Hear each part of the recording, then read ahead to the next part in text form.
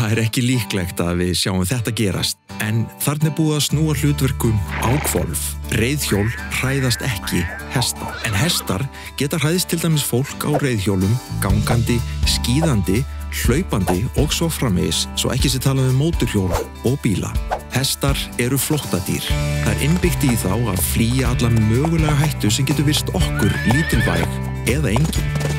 Sjónsvið hestsins nánast allt kring.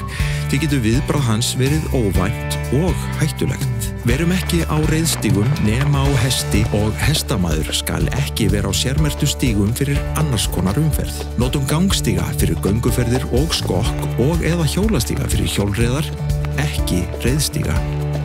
Og gætum þess að breytast ekki í hættulegan smala þegar við erum úti að hlaupa.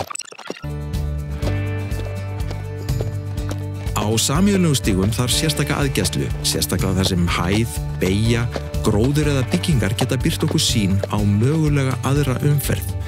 Leyfum hestinum að sjá okkur tímalega, komum honum ekki á óvart, honum getur brugðið. Snöggt viðbragð, vélarhljóð, hróp, flaut og fleira geta hrætt hestinn.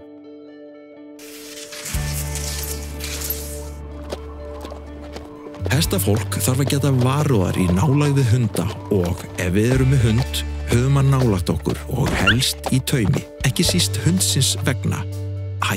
Greið.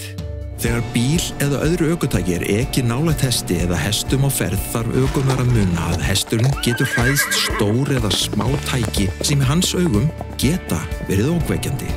Auk þess getur grjótkast hrætt hestinn og jafnvel valdið slysi.